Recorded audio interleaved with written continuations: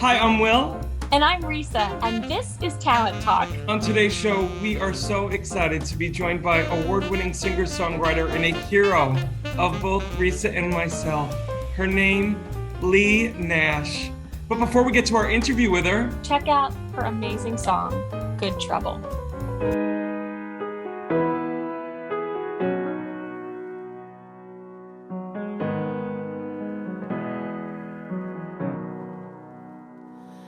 My skin is alabaster, and I understand what that means. There's history in my color, and a burden in being this free. And the burden is the wall between you and me. But there's a love that's still turning over tables, and a love making blinded I see. There's a healing that's waiting in the water, that's still making saints out of rebels. My God is still making good trouble. I've grown tired of being so careful about speaking my truth with soft words. Out on the streets I'm fearful, even though inside I know my worth. But I'll never give up, even when it hurts, because love is still turning over tables, and love still makes the blinded eye see. And there's a healing that's waiting in the water, that's still making saints out of rebels. My God is still making good trouble. Good trouble, good trouble. My God is still making good trouble.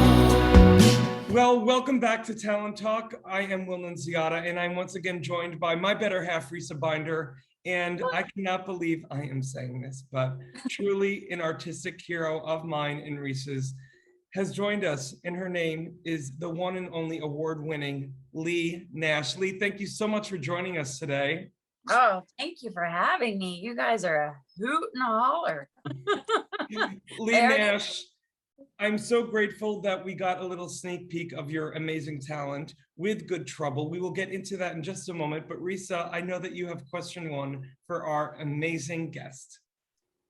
I have so many questions, but I just want to start with, I'm so curious to know, like, what your process is when you jump into a record. Are you a title girl? Do you have ideas jotted down that like make sense now and they didn't before? How do you jump into something creatively?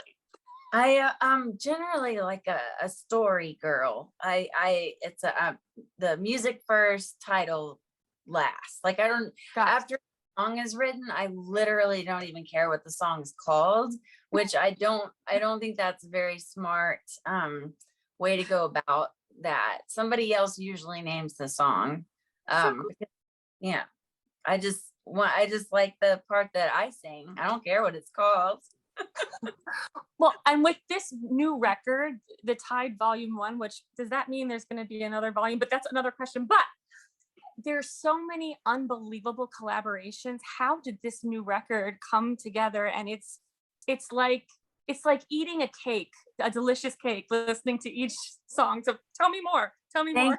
Thank you so much. Well, during this last year and a half, you know, there were times we've moved twice, which has been a really big challenge. But in that first place that we were at when the when coronavirus started to kind of become this cloud over all of us.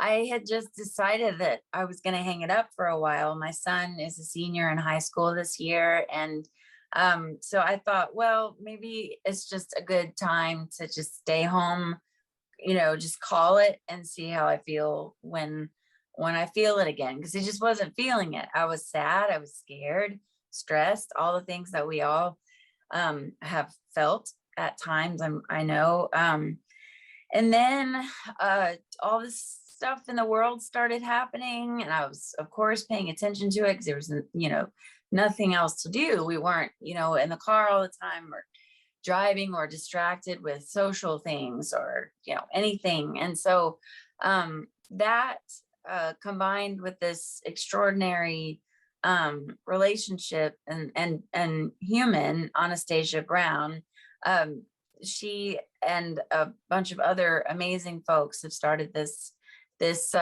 company called Visionary Media Group. And they've just been incredible. And they have supported me and been behind me and sort of forced me to believe in myself again, which I feel like I kind of just felt like the last thing the world needs right now is another singer. That's kind of how I felt. And I kind of think God was like, I'll be the judge of that. And so I got some, I got some inspiration in the middle of that first summer, not this one, but the last one, and ended up writing Good Trouble after George Floyd's murder, and wrote that with Matt Maher and Ruby Amanfu, and it ended up being a duet with Ruby, who I love so much. It's so and beautiful. I'm so thankful for both of those friends and for that song. And but I remember thinking when I set out to write it, there's gonna be a million songs called Good Trouble after John Lewis passed away, and there probably will be, but the seeing it through and seeing it happen really, really organically with Ruby made me see that it doesn't matter how many songs there are called Good Trouble. I mean, there's enough for all of us. The good and necessary kind, not just being turds. Absolutely. Well, Leigh, you had mentioned just another singer, but to me, and I know for millions, you are not just another singer, because for me on a personal level, it's your voice that got me through a really dark time in my young adulthood. And in reacquainting myself with you, your new songs, but also the ones that, were such a big part of the fabric of mine and many young adults who were dealing with a lot, they got to lean into your voice as a security blanket. And I have to say that your talent is truly once in a generation. And you continue to affect artists and humans wherever they may be and whatever they may be going through. And especially during this pandemic, I just want to personally thank you for your talent, because it helped get me through a very dark time. So I just want to first thank you for that. Thank you for making me cry. And I'm crying too. I don't know, really, I hear your words and they mean so much to me. So thank you. And I have to admit that I do hear that quite a bit. And I don't know, I don't have the answers to why Leigh, you have a relatability factor. I'll tell you, because I performed for 25 years professionally, God bless. But as a director now, I'm grateful that I get to work with a lot of once in a generation women, mainly Tony winners and all that. But Leigh, what you have is an it factor, because not only for your creativity and your musicianship and your writing ability, but it's your relatability. It's your voice is in every woman's voice, it's in every human's voice. And specifically with obviously your work with Sixpence None The Richer, lightning in a bottle. I know you know that. I know that your gratitude is up the wazoo, but I know the story, but I would love for our audience to know, where and how Sixpence None The Richer came about, and also how you came up with that name. Well, thank you for all that you have said. Sixpence, Matt Slocum and I, Matt Slocum was my partner in the band, and we grew up in New Braunfels, Texas. He is about 5 years older than me, and we met just really, it was kind of miraculous because I wasn't hanging out with the older set. I wasn't really hanging out with anyone, super shy. But I was in a youth group, and he, I think, visited the church that I attended when I was growing up one summer, and heard me sing in like a church event or something. And he had written a song about the passing of his father. His father passed away when he was 15. And so I want to say maybe he was like 17, or even, yeah, probably 17 or 18. And we were on a church trip. And I remember I was sitting on a bus seat, probably by myself. And he just kind of walked past my seat and threw a tape at me. I remember him throwing it at me, but I'm sure he handed it to me. And he was very sweet. He's always been the sweetest guy. But yeah, he just said, he was really shy too, and he just said, I wrote this song about my dad passing away, and I wondered if someone else singing it on this demo, but I thought maybe a girl might be better. And then Sixpence was born. I was like, heck yeah, that sounds cool. I was like, if he was 17, I was probably 14 or 15 years old, and 14, I guess. And I thought, yeah, man. And so he brought his little, I think it was a 4-track over to my house. And so that was kind of the birth of like, when this works, this is gonna work. And then he came up with a name. And I remember my dad and I kind of looking at each other like, this is never gonna go anywhere. Nobody's gonna remember that name. It doesn't make any sense. And but then when I heard Matt tell it, it made every bit of sense, and it really went right along with, I think, at the core of who we both are. And so, do you want to hear the story behind Sixpence None The Richer? It comes from a book by C.S. Lewis called Mere Christianity. And there's a story in the book where C.S. Lewis talks about how a son asks his father for a sixpence, the old English money, to buy the father a birthday gift or a gift. And the father gladly gives the son the money, and loves the gift, I'm sure, but he's no richer for the transaction. And so C.S. Lewis was comparing that to, God giving us these gifts that we have, and we give them back, but we shouldn't be all like humble. I mean, we should be humble. We shouldn't be all big-headed is what I meant about it. But we just need to know where we got our gifts from, and that's that. And so compliments are wonderful, but at the bottom line, I didn't do this. I believe the divine. But Leigh, I have to admit, you stepped into it. You stepped into your power. You stepped into the light. I did. Because I had a really kind of sad childhood. And then parts of it were really happy. I mean, all of us, generally, I want to say probably have some trauma. I think I have some very heavy trauma. And so I almost feel like it was a calling. I felt led, and I felt like there was nothing else that I could do. Risa, you're killing me, man. Are you crying? Well, now I'm crying. When you just said about that trauma, it got me, because I think that's why your voice has always cut through the melody of what's going on. It's like your voice sits above everything, and I hear it's the tone of you, but there's so much truth in everything that you say, and I think that is just, you're welcome. I mean, like, Rita, I'm with you, my love. It's like she's speaking to us. It's like she's speaking to the inner child in all of us, saying that you're enough. I just got I think that might be it. Will, Yeah. I really do. Because it's my inner child speaking to your inner child. And I by the have way, children Leigh, no one has all ever over- called me Billy before, but I will always be able to say, for as long as I live, Leigh Nash called me Billy, and I will I be said Billy. Bill.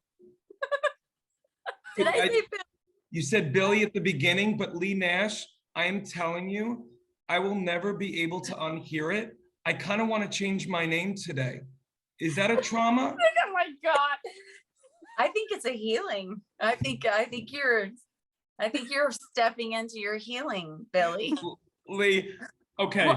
Before we keep going, there is one question that Risa and I want to ask you that we've been waiting all of 10 minutes to ask. Leigh Nash, are you ready for game time? Yeah. And I'm prepared to lose. I'm ready to lose. That's what's so cool about me.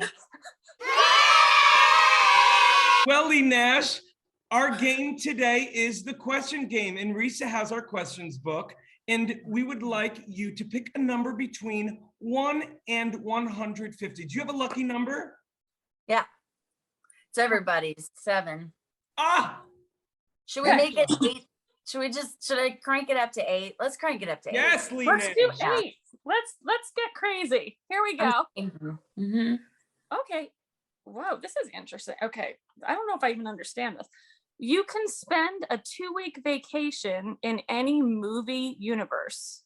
Which do you visit? Okay. No, I totally. Oh, how long? 2 weeks. 2 weeks. Fried green tomato. Oh, Great film. that's a great film. I always wanted to be one of the best friends. I mean, hopefully not the one that dies. Sorry No. if spoiler alert. Well, thank you, Leigh Nash, for that little insight. And Risa, I know that you wanted to say something to our amazing guest. Well, yeah. Okay, so I want to hear. Nashville is magic. There's magic that happens here, and I just wanted to share that you were definitely a part of my Nashville magic. And I don't even know if you knew this little beautiful story. And then I want to hear, after I share mine really quick, if you have a Nashville magic story that you want to share. But mine was, I think you and I may have met through Emily West. But what's so crazy is I didn't know you were you. I knew you were. I think we were backstage talking, and I was talking to you and your son and he may have been in like middle school or like 6th grade or something. And we had this amazing conversation.